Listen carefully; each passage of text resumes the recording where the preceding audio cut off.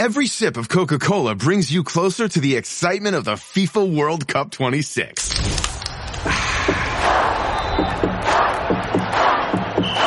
Because nothing compares to the joy.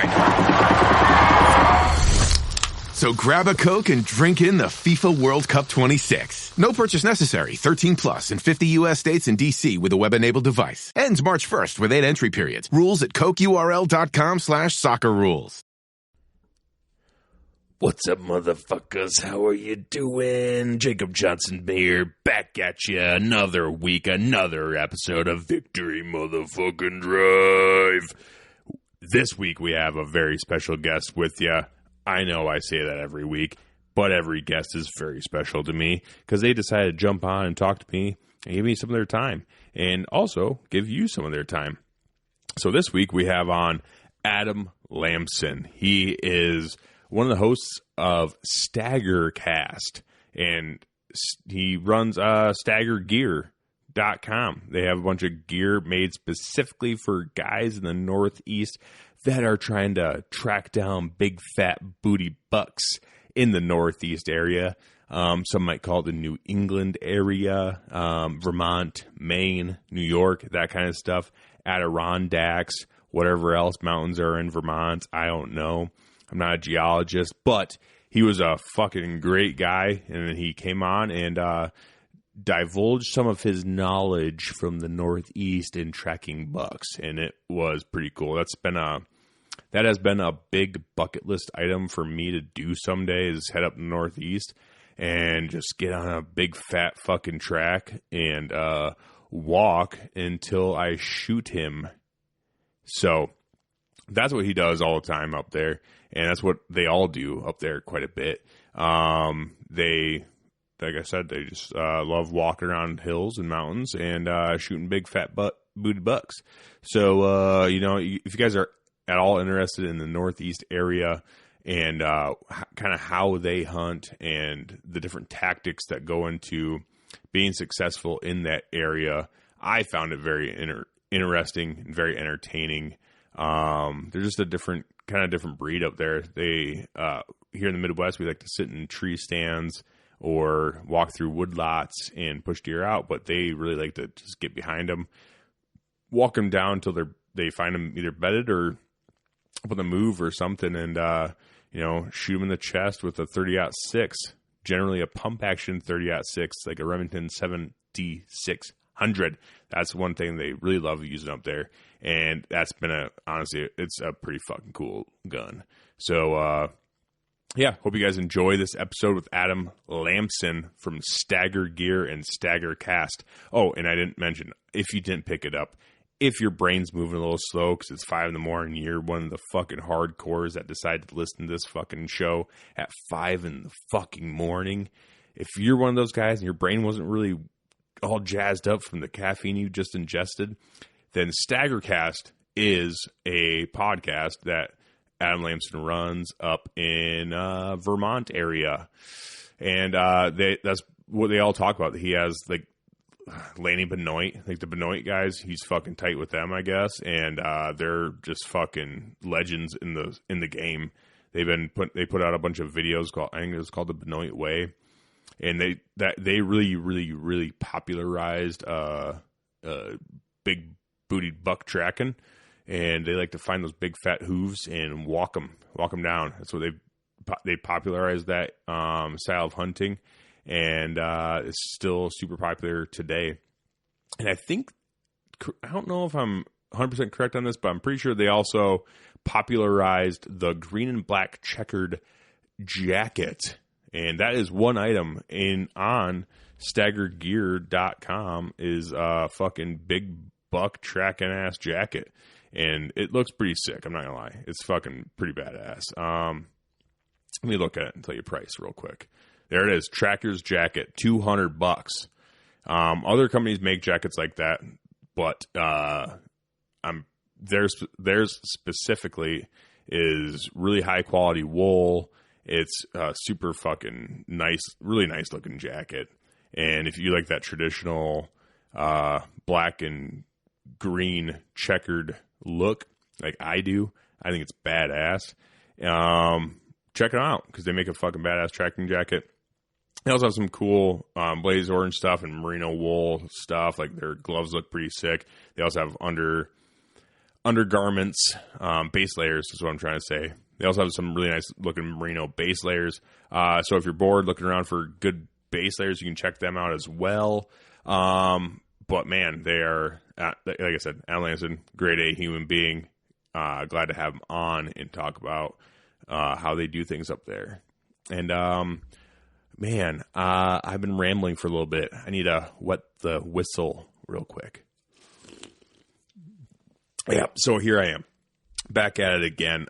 Wet the whistle. Now we got to talk about motherfucking Grizzly Coolers. I talk about them every week. Why? Because they're awesome. Also why? They're the title sponsor of the show. Also why? The dudes that work there are fucking awesome. Like, they're just grade A human beings. They're outdoorsmen just like you and me. They really put their heart and soul into making fucking sweet coolers. So, let's just dive into one. Let's just go through the website real quick and pick, I don't know, the Grizzly 60. Let's check that one out. $339.99. But you can get some money off if you use code WCB. That's right. WCB gives you some money off. And no, that doesn't stand for Victory Drive. If you can't fucking pay attention, that's not anything like Victory Drive. There's no letter that is similar to VD, but it correlates to World Class Bow Hunter, which is the mothership. Like, they're the dudes. Kurt and the gang over there, they gave us a sweet discount code off. So 15% off of $339.99. I don't know. I'm not a mathematician, but you look it up and you do the math because I can't do everything fucking for you. So look it up. Grizzly 60. Let's go see what's the description of the Grizzly 60. It says, consider Grizzly 60 the perfect cooler to accompany you and your crew on a week's worth of epic outdoor adventure. Leave no snack behind when you're working with 60 quarts of space for food, drinks, and ice. The Grizzly 60 is roto tough, like all of our hard side coolers, and loaded with some awesome features. Let the G60 do the work of keeping your goods fresh and cold as you and the crew enjoy the adventure. So that's their description, not mine. Mine would have been way cooler than that if I would have wrote it, but I didn't. So that's what you get. Like I said, roto-molded, hard-sided cooler, super fucking tough, grizzly tough, actually. It will keep a grizzly bear away. And if it doesn't, then they will give you a new cooler full of Skittles. I swear, I mean, that says it right here. If your grizzly cooler gets broken into by a grizzly bear and they tear into it and eat all of your food, then Grizzly Coolers will give you a new cooler full of Skittles. That's crazy. That's a crazy. They stand behind their products, guys. Also, don't quote me on any of that. They actually never told me that. But if my Grizzly Cooler does get broken in by a grizzly bear, I would like to think that Grizzly Coolers would give me a new cooler full of Skittles. So take it or leave it. Love you guys. Hope you enjoy the episode and enjoyed the ramblings that I give you pre-episode. So let me know how you guys like it. And if you're bored, you can also check out MTN OPS. Use code VICTORY at checkout, and you can get some money off there. They make some good shit as well. And also, go to workingclassbowhunter.com/store and check out the merch there. Scroll probably all the way down to the fucking bottom, and you'll see some Victory Drive merch in there. Yes, guys, we have some merch of our own. Get yourself a badass shirt, black shirt, VD in the front. Looks sick. It's very similar to the Hunter's Box Club shirt that went out, but instead of green and black, it's black and white. I don't know. I like black shirts. I was a metal head growing up, hardcore kid, and band shirts are always black. I just like black shirts. So we made some black shirts for you. Check them out, support the brand, and see what you can get there at the workingclassbowhunter.com/store. I think that's about it. So love you guys, and hope you enjoy the episode. Goodbye.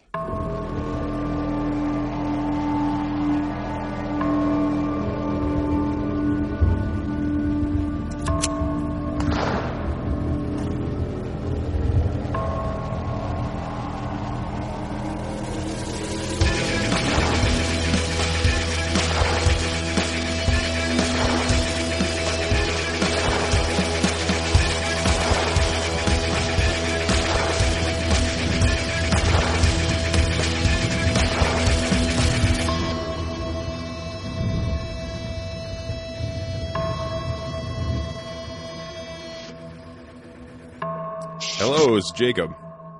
Hey, Jacob, it's Adam. How's it going? Hey, good, man. How are you doing? Doing good. Glad to be here. Yeah, cool. I'm glad I got you on, man. This is awesome. No, I appreciate you having me on. Where are you guys out of? You're out of where? I'm out of Iowa. Iowa. Yeah. Gotcha. I got to get out there one day.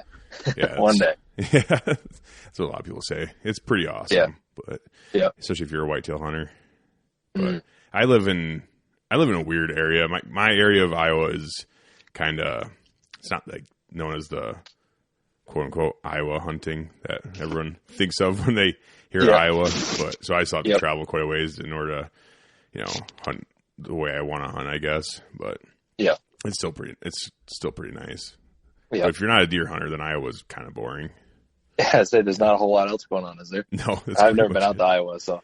Yeah, no, it's got its own beauty, but it's also kind of boring.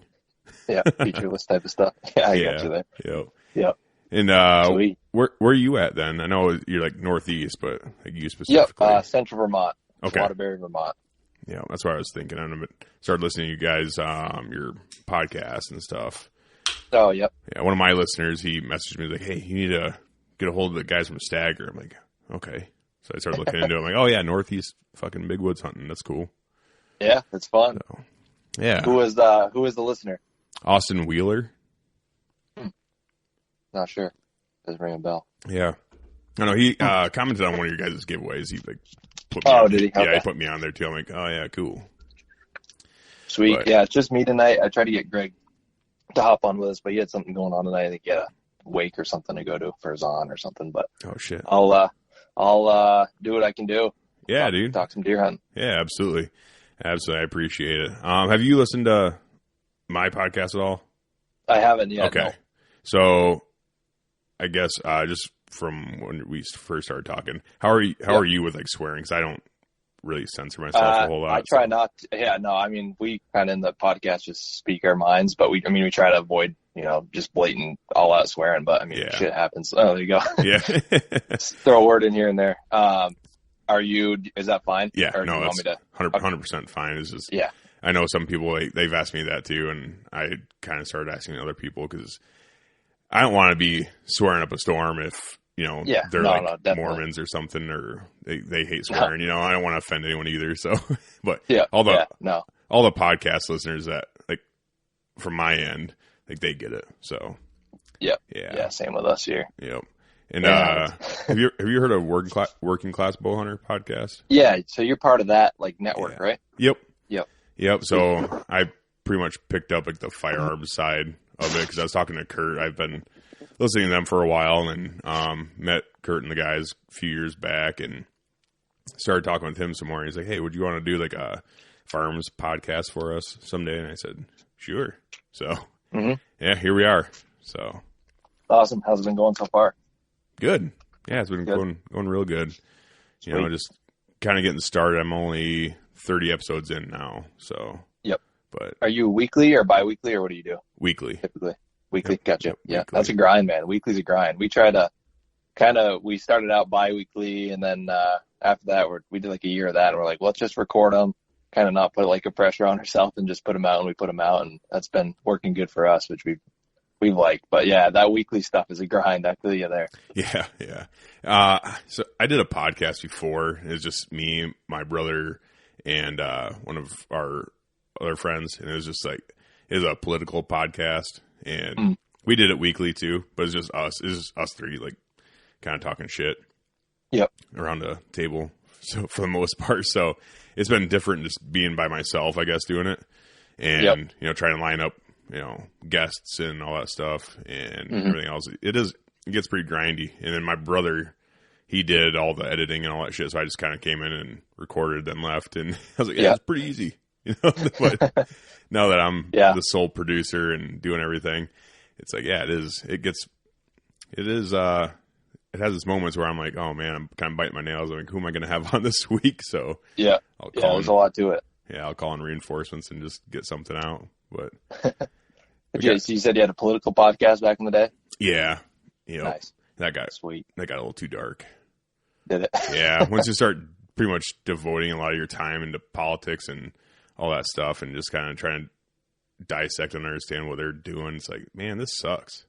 Yeah. Yeah, there's a lot of fucked up shit out there. Politics are fucked up, so I feel you there. It is, dude. It is. Once you start realizing. Especially nowadays. Yeah. I mean, everyone knows like politicians are, for the most part, corrupt and fucked up. But yeah. when you really start digging in, you're like, how are they getting away with this stuff? This is crazy. Mm-hmm. And then also realizing there's really nothing that you can do about it. So I'm like, I'm not going to devote any more of my time doing this. This sucks. Yep. Those people on like Fox News and CNN just doing that for a career all the time. Oh, you got to be you just got to be a negative fucking person all the time, I think, if you're doing that for a job. Yeah. As far as like newscasting on that shit. Right. And then you have your own opinions. And like in those big networks, they're not really speaking their true opinions the whole time. Yeah. So like they're getting censored and being told that you can't quite say that, dude. So it's like, no thanks. No thanks. But yeah, so I guess I already started recording just because I wanted to see if I put a new SD card in. I wanted to make sure it wasn't going to do anything weird. My last SD card, I started getting like write errors and stuff on it. I'm like, ugh. What do you run for like a little what the hell? What's the word I'm looking for? Interface there. Do you just use like a Zoom thing? Yep. Yeah, I just got a Zoom PodTrack P4. Yeah, that's what we use too. Nice and simple. Yeah, that's actually what I'm talking to you on right now. I popped a headset on and then plugged the phone in. So yeah, is this clear? Does it sound clear? Oh yeah, it sounds perfect. Honestly, it's okay, perfect. Really, really good. Just want to make sure. We did a podcast with a dude up in Canada last week, and the audio was rough on that. Do you use Descript at all? You ever heard of that? No. So that they like take the voice and they can like tweak it to make it sound more like the person. It's pretty crazy. It's like some AI stuff, and it cleans up audio like crazy. Really? And we had to do that for that one. Yeah. So, I mean, you can still tell with that one we did that it is over the phone, but compared to the raw audio, it's so much better. But yeah, it's called Descript, and you can go in there, you plop your audio in there, and then you check a button like studio sound, and it cleans it all up. And then if it's still rough, what you have the guests do is record themselves talking for like a few minutes, and then you upload that to the software, and it creates an AI voice that sounds just like them. And it just lays over their words, and it sounds like they're right there next to you. It's pretty crazy. Dude, that is wild. That's almost too crazy, dude. It's like $30 a month, but really? Worth it if you're doing them over the phone. Yeah. I mean, the vast majority of mine have been over the phone. Actually, I shouldn't say the vast majority. I've had quite a few in studio, which is nice. But a lot of them are over the phone. And I've just been kind of raw dogging on that one. So just get it on there and hope for the best. And sometimes I've only had a few issues where it sounded like shit. And for some reason it's Colorado. I don't know why. I've talked to 2 guys from Colorado, and they kept dropping the call, and they sound kind of goofy for a little while there. But I'm sure it's just a coincidence. But something in the Rocky Mountains right there. Yeah, right. But no, I wrote that down. Descript. I'll have to look into that. Yeah, it's sweet for sure. I like it so far. Because on your podcast, StagrCast, you guys do a lot of over the phone stuff. Then is it? We've only done 2 over the phone. Most of it's in person. Kind of, we just get in the truck and just scoot around the Northeast, Maine, New Hampshire, Vermont, a little bit New York, and some Massachusetts. Just kind of bounce around and chat up with guys. Yeah, because that's the weird thing about the Northeast area. Like, I don't know. Everything's right on top of each other up here, so it's not like I'm only from where I am. I'm an hour from New Hampshire. I'm 50 minutes from New York border. I'm 2.5 at the closest, or probably 2 hours at the closest from Maine, and then Massachusetts hour and 45 minutes. So I'm kind of like central to everything. Jeez, that's pretty. So it's nice for you want to hunt some extra states. Yeah, it's sweet. You can hunt like I hunt Maine, I hunt New Hampshire, Vermont, and Massachusetts, and then maybe New York this year. But it's sweet. You can just get in the truck and go one day. Yeah. Oh my God. Clint's. But all the states up here are crazy different. It's weird. We can kind of talk about that in the podcast if you want to. As far as the subject and stuff goes, you just want to. What's the plan? Yeah, as I say, we're already rolling, so we can just go into whatever we want. I guess just so you know, I guess I can say it, but we're just kind of go over what you do and your background. If you actually want to just get into that right now, we can. Yeah. So my name's Adam Lamson. I'm from Central Vermont, Waterbury to be exact. That's for people that are listening. And if you've been up here, that's where the Ben & Jerry's factory is. So big tourist town, get a lot of foliage in the fall. It's a good time to be out in the deer stand when the foliage is going on. So, you're not running into all the traffic and tourists and stuff. But, even then you'll be surprised. You'll be out in the woods and you get a group of tourists come walking through. If you're bow hunting that early season. Yeah, it's crazy. But for work, I do marketing and advertising. Still full time with that. And then on the side, we have our podcast, which is StagrCast, which is, a Northeast hunting and tracking podcast. And, we also have a gear company that we started last year, that makes and specializes in wool clothing, for Northeast hunters. We do a few different things. We do packs, we do, wool jackets, gloves, all the essentials that you need for Northeast hunting. And for a lot of the, Western dudes and Midwest guys that, you run all the Sitka and the First Light and everything. Up here in the Northeast, wool is still king, and it always has been. It's tradition. I mean, everybody still's got a green and black checkered jacket. So we're kind of trying to bridge that gap between, traditional and technical, because, with all these Kuyus and Sitkas and stuff, you get I mean, don't get me wrong, there's a lot of great stuff that's applicable to everybody, but we're kind of trying to merge those two worlds of traditional and technical together. So that's what I do. Yeah. Dude, that's awesome. That's one thing I have noticed. All you guys up there are really, you guys love your, green and black checkered jackets. Oh yeah. Is that a Benoit pretty thing? Crazy. Yeah. So like the Benoit's green and black checkered's been around forever. But it really got popular like when the Benoit family started hunting. For those that don't know, they're actually from the same town I'm from, just Duxbury, which is kind of just part of Waterbury, right about 10 minutes down the road. They kind of put, Northeast hunting on the map and tracking big bucks. And with that, they were all wearing green and black, Johnson Wool and Mills, checker jackets, and, just kind of became a staple up here. And honestly, for what you get with wool, it's hard to beat up here. It's warm when it's wet, it's quiet, and, it blends good. It works. So, it's hard to, no point in reinventing the wheel for us up here, I guess, Oh yeah, for sure. And I mean, I'm personally a huge wool fan. Even in Iowa, it's just, even when you're just sitting in a tree stand, if that's what you do, it's hard to beat wool, and it doesn't stink. You can wear it, day after day, and it's not going to smell just completely wretched. Like some of those synthetic base layers and stuff, especially that I've had, they get rancid. Yep. Oh yeah, it's crazy. Wool really is a miracle fabric. I know they call it that, but it really is that. And we all use merino wool base layers, which we added to our product line this year. And like you said, you just can't beat it. Like you'll go on a hunting trip, you'd be out in Maine tracking bucks for 4 or 5 days, and you're still wearing the same base layers at the end of the week, and it smells like you just took them out of the washer. It's crazy how good that stuff is. Yeah, for real. That's awesome. I had a job. I worked on wind turbines, and so we had a clothing allowance, and my boss would just take us out to the store, and he's like, all right, hey, you got your allowance this year, and we'd go out, and I'm just like, okay, cool. I had a lot of stuff, like the outer stuff, like my pants and shirts and stuff. I just would wear those until they were completely unusable. So I spent a lot of my clothing allowance on merino wool and stuff for my my job. And so I got a lot of really nice, I think they're what are they called? I can't remember what the fucking brand is. Doesn't really matter, but they're no, I get you. It's just merino wool, and it's awesome. Yeah, but it can't beat that stuff. No, especially when it's next to your skin, it just feels nice. Sucks all the sweat away. I always wonder though, maybe you can answer this for me because you're a Midwest guy and maybe you talk to more Western hunters. Do they think we're batshit crazy up here wearing wool? Everybody's wearing technical stuff, and what is there like a Midwest consensus about Northeast guys? When people come out there and hunt that are wearing wool and stuff. No. I almost feel, I kind of feel like the technical clothing is starting to veer more towards wool again, actually. Like we're just the merino wool. So a lot of the First Light stuff, they have, I guess, really good merino wool from what everyone says. Yep.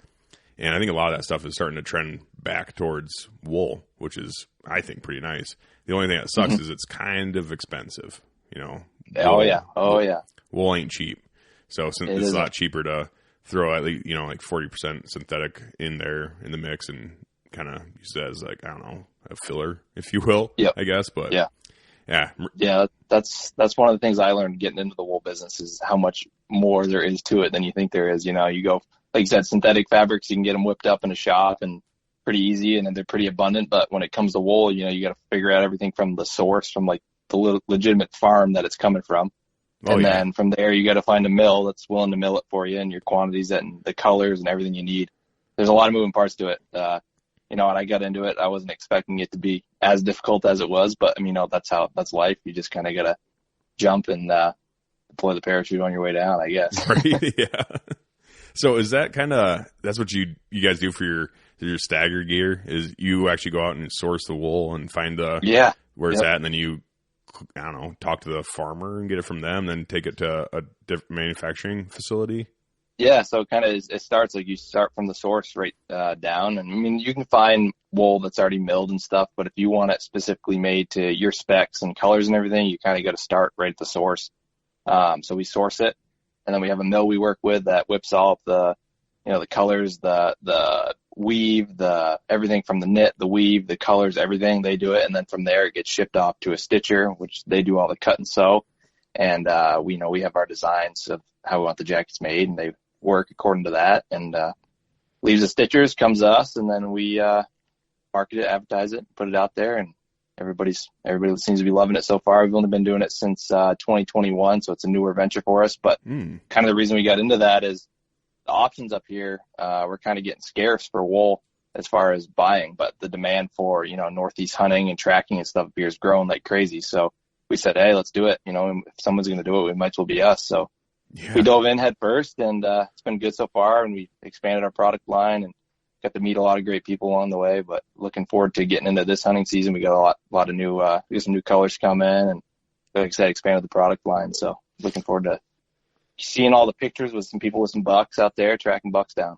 Dude, that's badass. That's really cool. So when I first got back home and started hunting again, I just started looking at looking stuff up and everything else. And I've always been like a flannel guy. I'm like, I'm just going to rock my flannels and stuff and that kind of thing. And I don't know how I did, but I did stumble upon some like Big Wood, like Northeast Big Woods trackers stuff on YouTube. I was watching some of that. I'm like, damn, that shit looks really sweet. Like, I don't know how much that is. So I started looking into the wool jackets, like $500. Like, ugh. Maybe next year, but it's not cheap, but it does look really nice. And I'm sure it's one of those things too, like it's probably lasted a long time. I don't know. Yeah. You mean, you got guys up here running the same wool jacket they've had for 15, 20 years, that's this stuff. Wool's, it's pretty resilient. It holds up the elements, takes a beating, and it's quiet all while doing it. And I beat the hell out of my stuff. I'd say I hunt quite a bit more than, the average weekend warrior. I'm fortunate enough to be able to do that.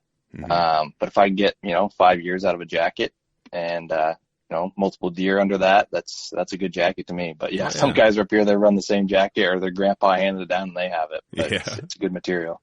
And you guys up there, if you kill so in the Midwest, we typically judge deer by antler size. Like, I was listening to your guys' podcast. You're like, oh man, did he break 200? I'm like, holy fuck, they're getting 200 inches up there. Like, that is crazy. Like, this is super. Like, that's that's wild. You never really hear of big 200-inch bucks getting taken out of the Northeast. But you guys go by pounds, so you guys are like judging deer off of a track and kind of trying to judge the weight of the deer, not necessarily the antler size. Like, that almost comes secondary to you guys. Yeah, exactly. So it's kind of a different system up here than the rest of the country. I mean, even the Northeast specifically. So you're talking like Vermont, New Hampshire, and Maine. That's like the gold standard is 200 pounds. If you get a buck that's 200 pounds, you're really doing something. And then even if you go south of that, like Massachusetts and Connecticut and all that stuff, there's not as much emphasis on the body weight just because you're a little bit more south, and it's honestly like a different subspecies of deer that are down there. They're just like smaller bodies. And then even over in New York, there isn't as much emphasis on the weight. In the Adirondacks, there's some emphasis on the weight.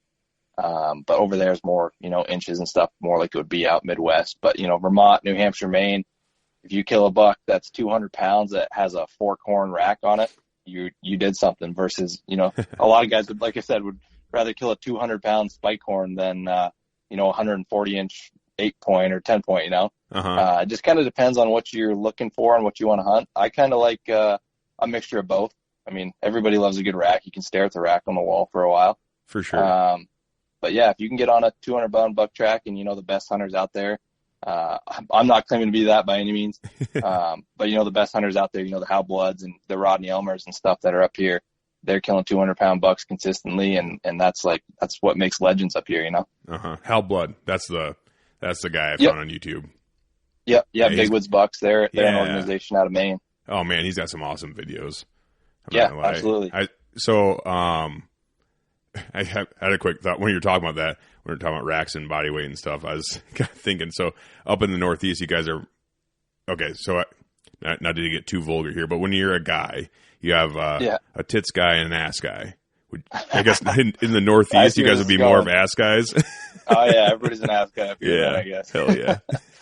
But over here in the Midwest, we're more of racks and tits. Oh yeah, I guess. Everything out there is you hit the 200-inch mark out there, you're a hero out there, right? Oh yeah, for sure. Yeah, they don't do.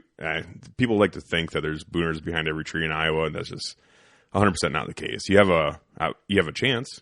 You have a chance of killing a 160 to 180 inch deer, and even on some public, you have a chance of shooting those that quality of deer in Iowa.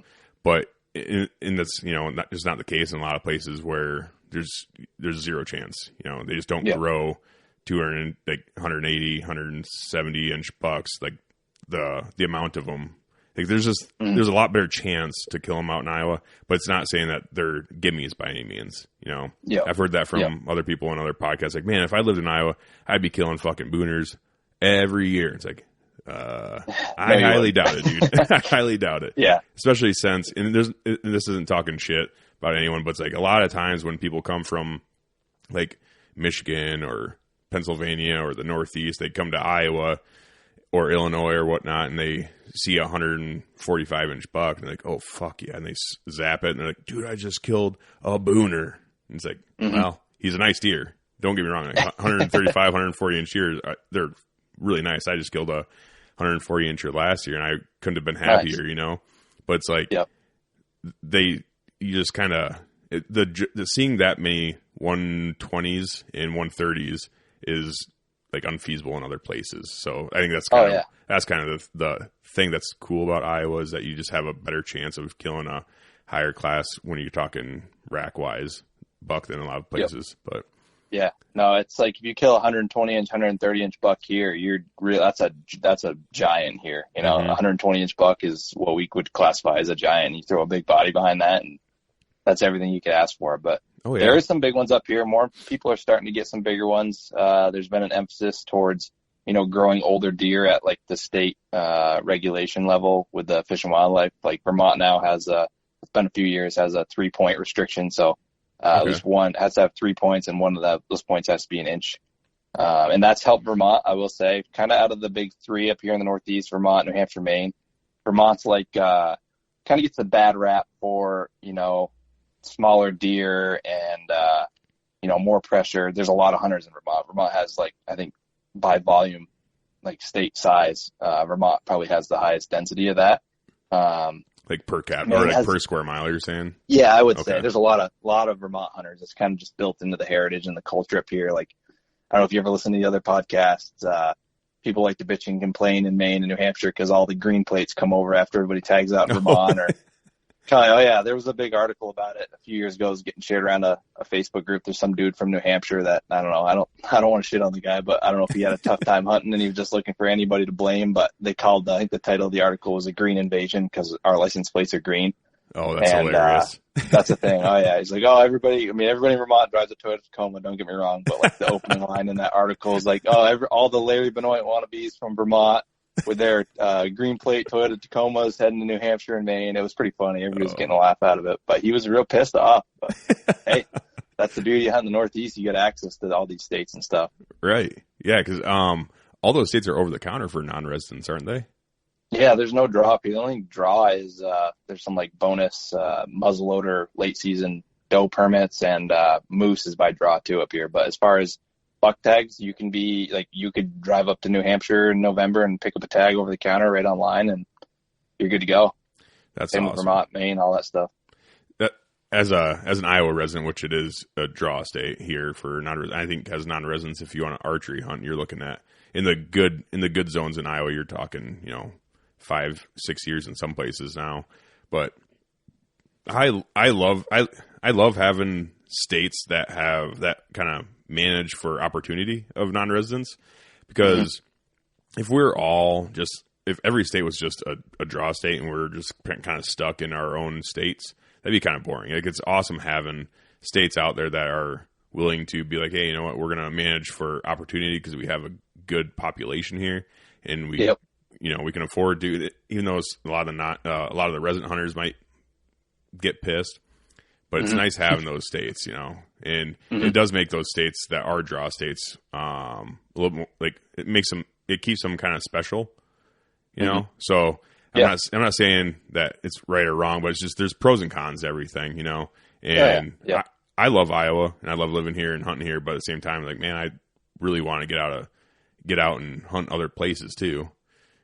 So like the Northeast area, that's been a bucket list for me to go out there and hunt someday. Because for one, you guys can use rifles and you just walk around, and you have there's so much public land up there in the mountain areas and stuff, like the Adirondacks and whatnot. I think it's all public pretty much, isn't it? Oh yeah. Yeah, the Adirondacks pretty much all public. That's like 1 million acres, forever wild too. It'll never be developed or anything like that. And then Vermont, you got, the whole Green Mountain National Forest. You got all the logging land up in the Northeast Kingdom of Vermont, and all the state forests. And then New Hampshire, you have the White Mountain National Forest, which is a giant block of timber. And then you go up in the northern New Hampshire zone, up like by Pittsburgh, and that's all logging land that you have full access to, all the easements and everything.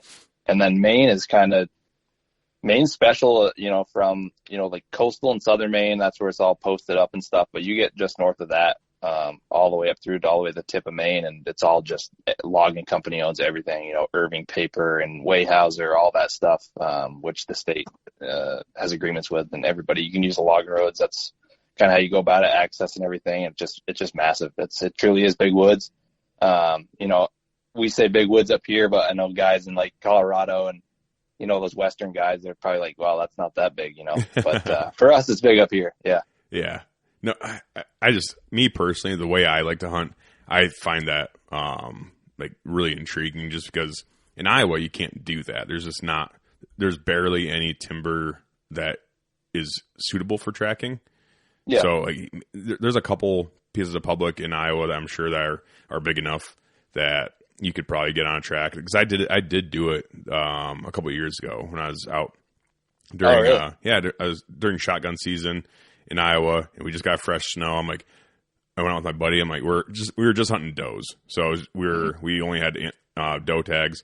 So I'm like, dude, we got fresh snow. Let's fucking try tracking. Like, I seen some dudes do this shit on YouTube, and we can do it here. Like, this is a pretty good chunk of public. We might be able to get on fresh track and catch up to them. And he's like, okay, cool. So we went in there, and we just kind of walked around the parking lot area and went out in the woods, kind of meandered around, and we found some tracks, and I just walked them out, and then they all started kind of linking up. I'm like, hell yeah, this is going to be fucking pretty sweet. And I went all the way down to the very far edge of this public, and there was just this grass kind of opening that was right on the edge of this private, and I popped around the corner, and there was like a shit ton of deer just sitting there. I'm like, hell yeah. And they started running by, and I plugged 2 does out of there. I'm like, holy shit.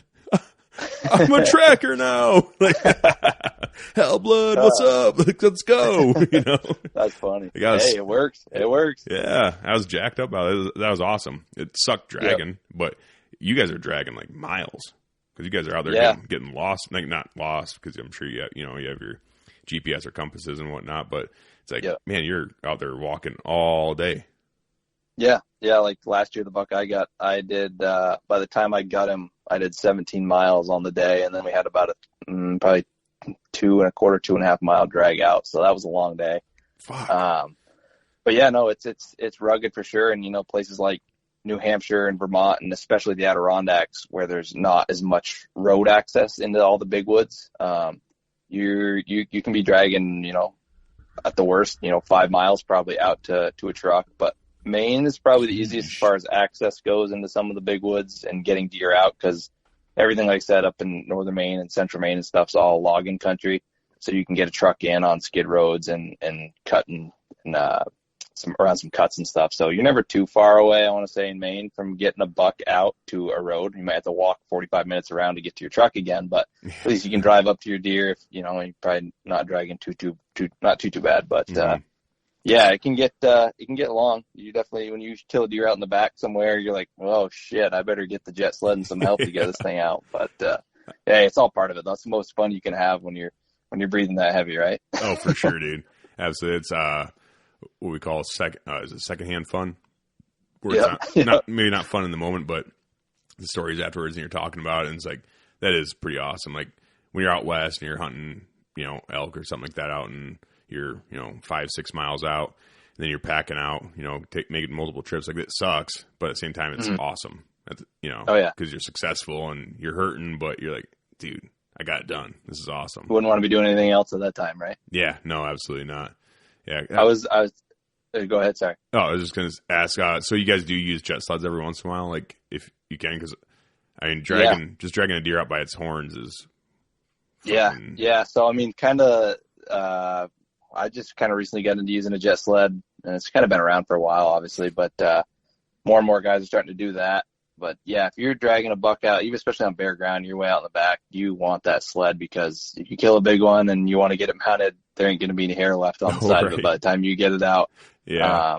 But yeah, jet sled's key. Use that this year. That makes it so much easier than dragging, even on snow. I mean, you have snow, you drag deer out on snow. It makes it easier, but you have that jet sled, that thing just about takes itself out of the woods, and that's key. Yeah, for sure. It's nice because when you're dragging them out in the snow too, like, it makes the deer slide a lot easier, but then you're also slipping and stuff too. So yeah, especially if you got to go uphill with it. The thing, I got a video. I think it's on the Stagger Gear Instagram page of a buck I got a couple years ago. We're dragging it out, and the thing just about takes me down the mountain there.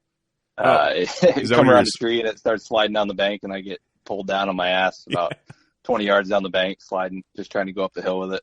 That's funny. I just watched that today, actually. I was scooping around on you guys' Instagram and stuff, and I was like, and I saw that video. I'm like, that's fucking pretty funny. I thought you were just going to jump on him and ride him down. I thought about it. That's probably the best way to do it. Yeah, right. Sure. As long as you only got to go back up. Yeah, that would suck. Yeah, it's not fun going up with it. That's for sure.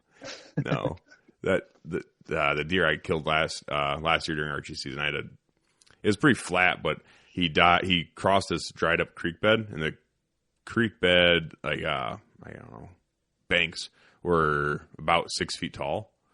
Yep. And he crossed it and made it to the other side. So I'm like, damn it. So I had to drag him down in the creek bed, then back up there, and I thought I freaking killed myself trying to hoist that thing out there, because he was like almost 200 pounds dressed, and I was like, damn. Yep. He's a big bodied buck too. And I was like, seems like you guys have some big bodies out there. Everybody like up here focuses on 200-pound weight, and like, oh, these big northern bucks. But I mean, you see some pictures of some bucks you guys are killing out, Midwest, and there's some big old corn-fed hogs out there that are, heavy. Oh yeah, yeah. So we it's got not just us up here. No, we like to think it's just us, but you guys get some hammers down there too, body wise. Oh yeah, we got some fat ass deer down here too. They do like to gorge themselves on corn, and I feel like that does help, because like my buck, he was I sent him in for aging, and he was 5.5 years old, and he was dressed out, because I actually put him on the scale. We don't really weigh our bucks a whole lot here. Yeah, but I'm like, man, I'm curious. And he was 198 pounds on the scale. That's a hammer. After being field dressed, I was like, damn, he's a pretty nice sized buck. Really nice size, really nice bodied. But I mean, he was also early season, so he didn't rut yet. If I would have killed him in, mid-November or December, he probably would have been like, I don't know, 170 pounds maybe. Yeah. So, yeah, that's the thing up here. It's like you kill a buck at the end of the season, late rut, because our season runs from, Vermont's like mid-November to the end of November, and like Maine's November 1st to the end of November. You kill a buck that last week of November, like first week of December, and it's like 180 pounds. You're like, shit, this thing was well over 200, during right in the middle of the season or in the beginning of the season. It makes you wonder for sure. There's a lot of bucks get killed like that. It keeps people just out of that, big buck patch range. So definitely. Yep, for sure. So you guys, as another thing I was going to ask, you guys have like cool patches you hand out? Like you have an official scale and stuff that you guys have to take them in to get weighed or something? Yep. So Maine, New Hampshire, and Vermont, you have to actually physically take your buck to a reporting station to have it weighed in, and they check it out. They'll count the points on it, weigh it, and then that gets all logged into a system, and that goes directly to Fish and Wildlife, and they, pull a bunch of reports and stuff at the end of the season off it, look at like the age class of deer and, the health and all that stuff. But, if you're at a state registered, weigh-in station and you hit that 200-pound mark in New Hampshire, Vermont, and Maine, they'll ask you if you want to sign up for, the Biggest Bucks of Maine Club or Vermont Trophy Bucks, or I think it's New Hampshire's like a NASTIC, New Hampshire Antler School and Trophy Club. If you say yes, then you fill out a form and they mail you a patch, and then you have it. But that's kind of like the gold standard. You get some dudes up here, some old timers. They got 200-pound Maine buck patches, and that's what you hang your hat on right there. That's awesome. So that's pretty badass. Because what do you just put the patches on your tracking jacket then?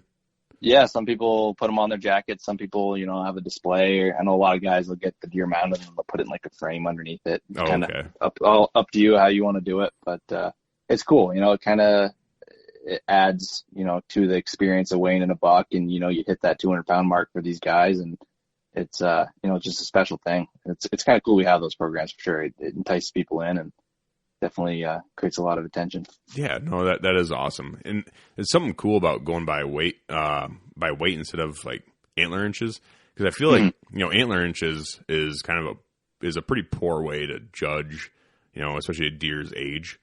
So it's cool that you guys are going off body weight. Because I feel like body weight is a much better standard to maturity rather than rack size. Because I've seen a couple times, I've seen a couple 2-year-olds. I'm like, holy shit, he's huge, but he's probably like 130 as a 2-year-old. I'm like, he's gonna be a stud, but he's got such a small body on him that he's got to be, a 2-year-old. He's just a stud.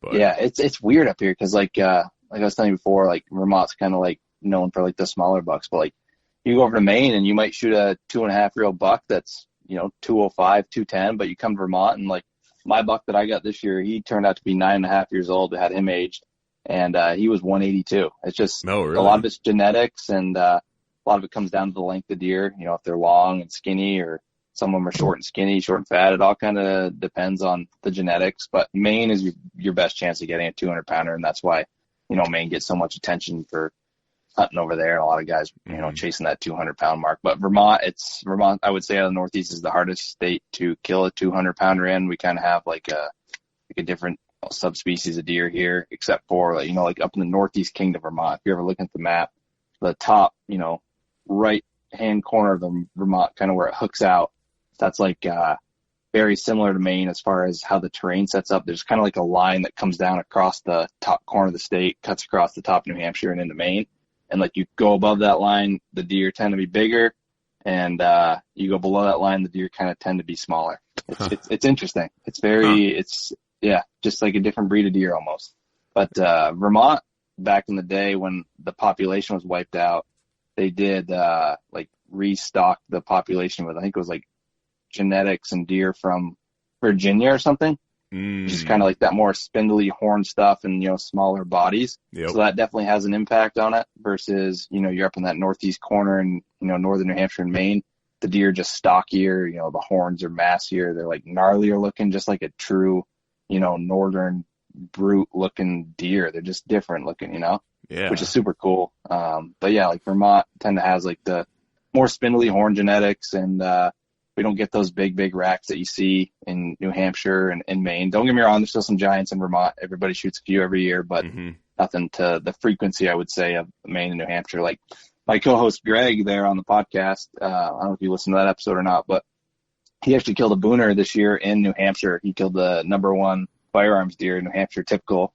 The net score was 178 and an eighth inch net, and 171 net, and then 178 gross, and he made Boone and Crockett, and he just got his awards and all that stuff for it, which absolutely incredible deer, once in a lifetime deer up here.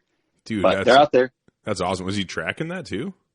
So that one, he'd actually been hunting that deer for 3 years. I wish he was here to tell the story on it, but he actually found that buck back in 2020.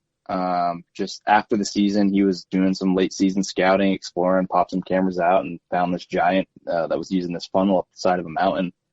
And he had pictures of him for 3 years in that funnel, just periodically. And he was kind of doing, narrowing the area down, trying to figure out where he was, and ended up getting more pictures here and there, certain areas, figuring them out.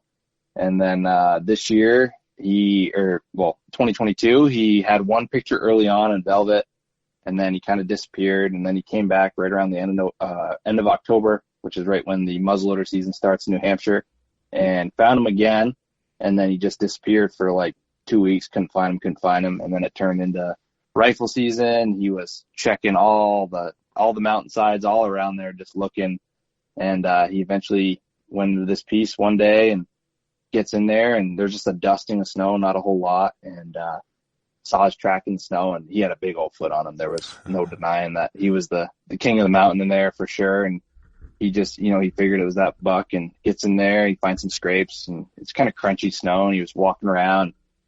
Not enough snow to track, just kind of sporadic spots here and there, but that buck track was all over in there. So he's like, all right, I'm just going to pop a squat right here on a stump, do some grunting and see, because that buck was in there. Sure enough, he did some grunting. Probably 30 minutes later, he hears something walking behind him. Thing's grunting back at him, and thing ends up slipping like 20 yards behind him. If you watch the video, it's on the Stagger Gear YouTube channel. It's like, I think we put it down as like the biggest New England buck ever killed on camera, because it was. But it's on there. You can see it all. And the thing comes in behind him. He spins around, shoots it. Thing runs right by him at like 5 yards right in front of the camera. Unbelievable. And then it just went piled up. But yeah, absolute giant. He nicknamed it Gandalf too, which is pretty cool. After, he likes Lord of the Rings, and just like the white ghost, the white wizard. I mean, yeah, that's badass. I'll check that out. That sounds really cool. Yeah, check it out. I'll send you the link to the YouTube channel after. But we got his bucks on there, my bucks on there from this past year, and we had a lot of fun making those videos this year. But cool. Yeah, definitely. Yeah, I'm not gonna lie. I find more enjoyment out of like watching Northeast, like that style of hunting. Yeah. So much more. Like I said, I love living in Iowa. I love hunting the Midwest, but man, I've never been like a stand guy. I'm still not. Mm-hmm. Like I do hunt from a stand, and stuff when it makes sense. But a lot of times I just like to go mix it up on the ground. It's a lot more. Yeah. It's a lot more enjoyable. I fucking hate just sitting there and waiting, and then I start second guessing myself. I'm like, am I in a good spot? I don't know. And I hunt pretty much all public land where I'm at, and maybe some permission pieces and stuff. But man, I'm like, on my private land stuff, then I'll hunt more from a tree stand. But on public land, it's like you never know what's happening out there. You never know who walked by the day before or that morning or anything. So it's nice. Yep. It's nice getting down and mixing it up, and then getting on deer that way. And up where you guys are at, it's just like a big playground up there. Yeah. Let me here. Can we take a quick pause for a second? Yeah. Yeah. Let me just pop. My headset died here. Let me just pop new batteries in it. Okay. Sorry about that. No, you're good, man. You rock wireless mic or headset? No, I got a wired headset I got like a Audio Tech, one of those like basic headsets with that's what I got too. They're slick. They work good. I just didn't realize this. All right, plugging it back in 1 second. Can you hear me? Yep. All right, perfect. Yeah, I'm good to go then if you're good. Okay. Were you saying your pod track died? Your Zoom? Yeah, that thing died on me. Yeah. Oh, I gotcha. Yeah. Dude, I just had to have it plugged into the actual jack. Yeah. I run mine powered. My very first podcast, I was talking with my buddy Justin Trees, and luckily he's my buddy. And I just had batteries in. I'm like, hell yeah, this is pretty slick. We're talking, then next thing you know, it dies. And I'm like, what the fuck? I started freaking out. And the next day, I went and bought a power cord for it and stuff, and just run it. Yeah, we always wire ours too with a little jackery when we're meeting up with people. But I thought tonight I had enough battery in there. But oh well. But no, you're good. I can dive back in there on the. I get a question for you about that stuff. Yep. So I mean, I see with the content I see coming out of the Iowa area versus up here. I'm not shitting on anybody, but it just seems like you get a lot of the same stand set up, and buck comes into a cornfield and stuff. But up here, I feel like the every interaction up here is so unique because the hunting, the terrain and the conditions you dealt with and the low deer population here. Every interaction you see on the video is different up here, which is pretty cool. I think it's not something you get in a lot of other parts of the country. Oh yeah, for sure. I mean, I didn't take that as talking shit at all, because that's exactly what it is for the most part up here, or over here is, I mean, especially when you're talking private land, a lot of guys have their food plots and stuff all planted and everything else. And they have the kind of where they're bedding at all dialed in. And don't get me wrong, there's an art in itself to that kind of stuff, and doing, oh, absolutely, food plot architecture and getting all this stuff lined up and all this shit. Like, it's, those guys work their asses off. Like, I have a buddy, Austin Chandler from Working Class Bow Hunter, and he's big on that. Like, that's one of his favorite things is land management. He's a farmer, so one of his favorite things is land management and building these properties to hold deer and be good for them all year round. And if it wasn't for guys like that put all this time and effort into food plots and having really good properties, I don't think we'd have the deer population we have in Iowa, because the majority of deer live on private, or if they do live on public, then they're living, on a property, like, really close to the fence line, to the property fence and whatnot. And once they start feeling a bunch of pressure on the public, then they just bound over and call it a night. But it gets to be the point where, deer don't like to be living on top of each other all the time. So a lot of deer get kicked out of the private land, and, that's what keeps the state populated, I think. So it's just, so there's like little nurseries almost, those private land pieces for all the young bucks and everything coming up through. Yeah. Right. I mean, it's like, the amount of effort those guys put into land management and, planting food plots and looking after deer and all that stuff. I mean, it kind of translates in the same energy that, guys up here, they go hiking up, 10 miles up a mountain to try and find a shelf in a community scrape there to put a camera on to locate the deer. It's just different, but everybody works, everybody's working hard for sure. Yeah, absolutely. Absolutely. And it's definitely not, because I've hunted some private land. I've hunted some pretty good private ground before, and it's just a completely different ball game. You have to be way more careful, because I feel like, at least around here, I feel like the deer that live predominantly on public, they learn to deal with pressure a lot differently. On a super secluded private land chunk, if you are in this area and then a deer smells you or sees you walking in, he's like, "Whoa, what the fuck? Like, that's weird." You're supposed to be over there in the field, not over here in the woods. And once you do that a couple times, then they're kind of bouncing out of there. But I feel like public land deer are a little bit more forgiving, where if you bump them or something like that, then they're like, "Oh, okay, well, this shit happens all year round. It's fine." And they kind of weasel their way back in a little bit quicker than some of the private land deer. But it's just different. It's just all different. I'd love to have a huge ass farm with a bunch of food plots and all that stuff. That'd be great, but I just don't. Dream. I just ain't got the money for that. Yeah, and there's a lot of private land hunting up here too. I don't want to make it sound like everybody hunts, public big woods pieces up here. There's a lot. I'd say the majority of deer getting shot on private land, and in Vermont, New Hampshire, and stuff. Okay. There's a lot of farms and farmland and stuff, but kind of how I like to do it, I don't like being around people. I'd like to get out there and try to find the buck that's the farthest in there, and I feel like there's more of a story and adventure with it, and that's kind of what draws me in. Like everybody that up here that, it's a big woods hunter or whatever, everybody started on public or private land for the most part. Everybody started as a sitter for the most part. And they kind of just expand and cater to what you want to become as a deer hunter up here. And if you want to chase mountain bucks, that's awesome. And if you want to sit in a stand out in a farm field, that's awesome too. It's whatever floats your boat, but there's opportunities out there for sure. Absolutely. I like to be moving a lot. That's what intrigues me about going out west, and it's also what intrigues me about going, honestly, up to the northeast part, is just being able to get out and stretch your legs out and, just kind of walk around and see what happens. Yeah, there's opportunities here. If you want to go for it, you can look on X and pick a big piece of paper company land and some park here and go. I mean, you might not see a deer for 5 days, but you can get out there. The deer density up here is so much lower than it is Midwest, but I think that's why, tracking is king up here for killing bigger bucks in those big pieces, because the deer density is so low that your odds of mixing them up like you would out there. And I said you track those does and stuff, but I'm sure there's a lot of other tracks coming around, crossing and all that stuff. Up here, you get on a buck track, you might follow him the whole day and never come across another buck track, or even a doe track. But some days you go out in the big woods and after a fresh snow, and you might hike all day long, do 10, 15 miles. You might not even see a deer track. Most days you can find one, but that's just the deer density up here, and that's why it works. That's 100% accurate. Because when I did my little deer tracking excursion in Iowa, there's absolutely 100% no way I would be able to tell one track from another, because they just got, I picked up a couple tracks and then it turned into it kind of looked like a cattle trail. You know, it was just so beaten down.